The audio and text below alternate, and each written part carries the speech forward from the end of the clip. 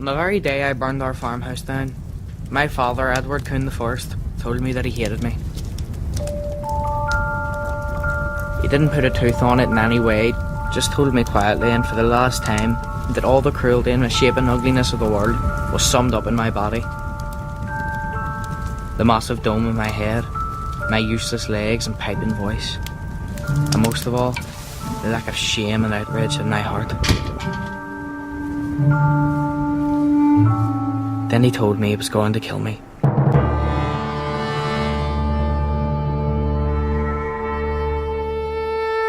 Frankly, this wasn't news to either of us. Somehow we seemed to have always known that our relationship had been fated from the beginning to end in some swift settlement of accounts.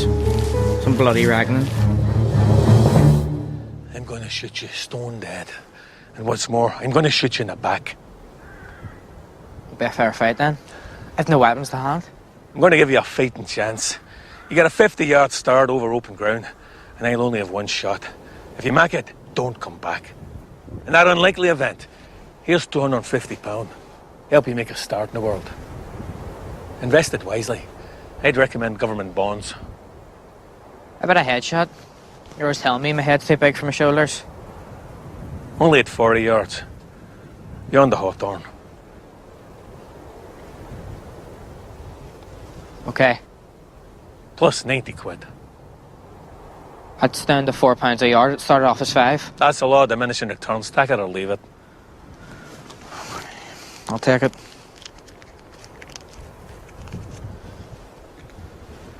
How do I know you'll only take one shot? One's all I'll need. And besides, I only have one shell in the breech. If I have to reload, you'll have gained another 25 yards. At that distance, you'll be in the clear. Say I take it in the lung and they're bleeding to death. Then I will leave you lying there, and the crows will make short work of you. What if I make a miraculous recovery and wake up to find you've stolen my fortune? What then? Whatever else I am, I'm not a thief. You wouldn't try to profit from my death? Body like mine would have considerable freak value. You could go off to Latin America with a mistress. This is a matter of principle, not profit. You'd have a lot of explaining to do. I'll tell everyone that you set fire to the house and took off in shame and fright. That you were depressed on account of your condition. That's a dirty lie. Not once have I ever been depressed about what I am. You haven't, but I have. So? What? You're not going to wish me good luck or anything? There's no point wasting fortune on a dead man.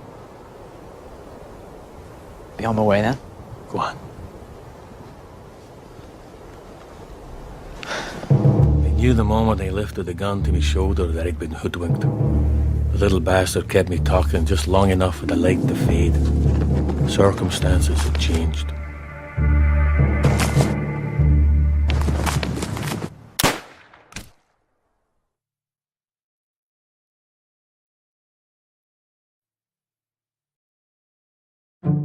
It was all over. My son and only child, Edward Coon II, was dead.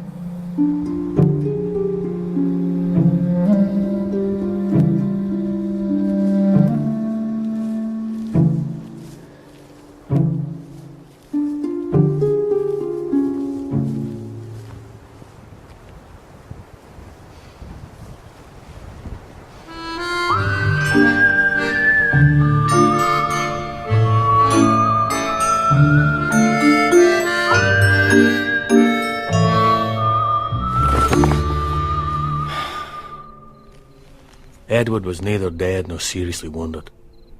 I saw straightway that his condition placed him outside the terms of our agreement.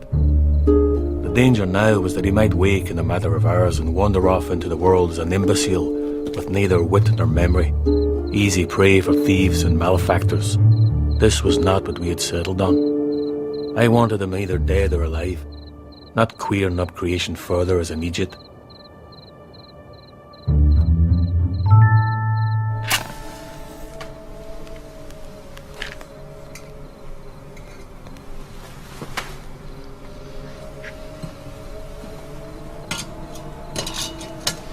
As I gazed upon him, I saw how everything rank and misshapen in the world was summed up in this small bundle of flesh and bone.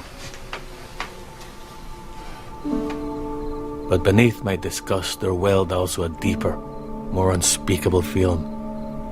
It rose through me heart and leaked into me throat, swelling it and threatening to choke me.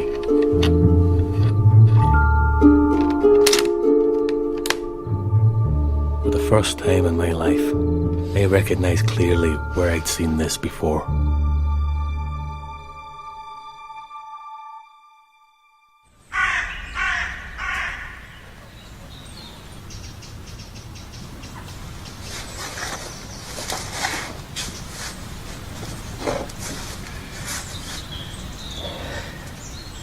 You don't look like God. You're not forking stiffs into a furnace neither. What happened? They creased your skull and you fell unconscious. And you took pity on me? No. I just honoured the terms of our agreement.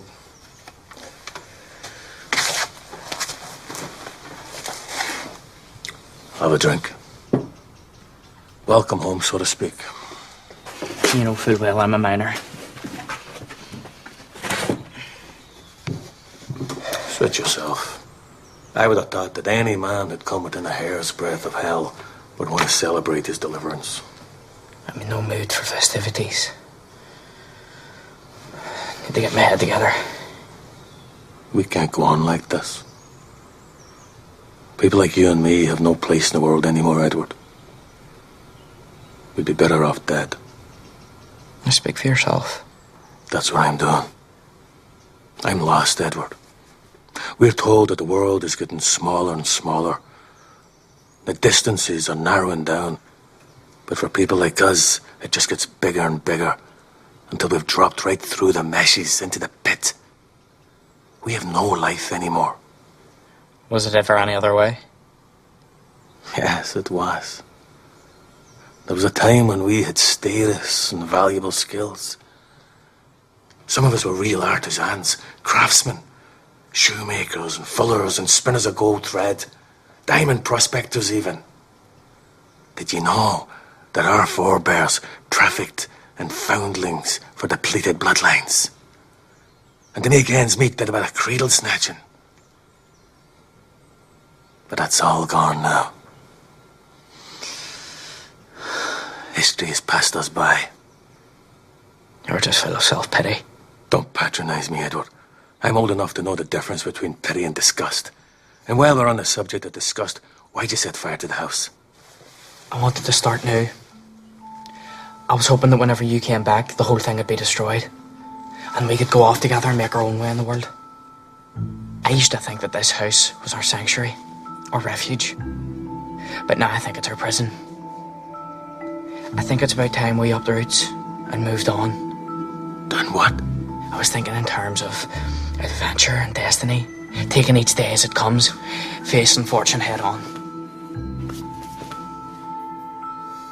It's a young man's game, Edward. I'm too old for optimism.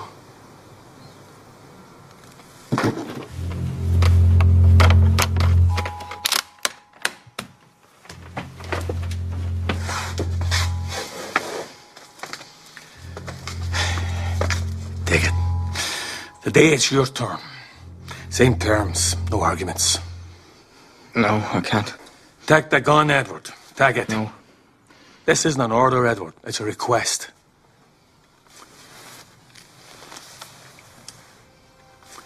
I've hated you from the moment you entered the world. I've hated you even more because you're my son. I didn't think that the world would commit the same atrocity twice in the same place. But I was wrong. Not once in all these years have I ever asked you anything. But now I'm asking you for this one thing. Take the gun and be my son. Just this once and final time. Is it what you really want? It's what I really want.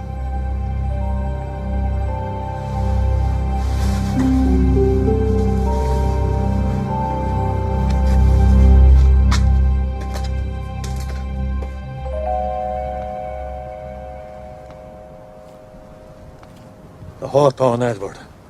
Same terms.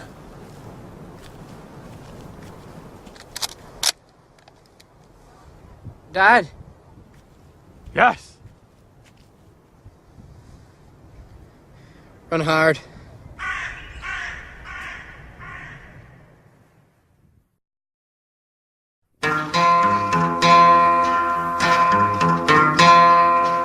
Well, there's one kind of favor I ask you.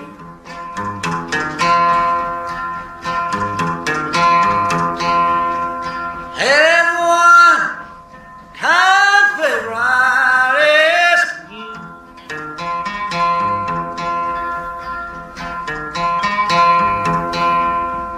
Well, there's one kind of favor I ask you. Please see that my grave is kept clean.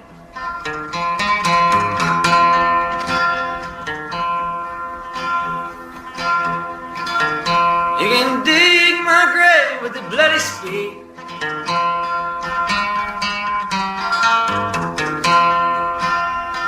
You can dig my grave with a bloody spade. You can dig my grave with a bloody spade. Please see that my digger gets well paid.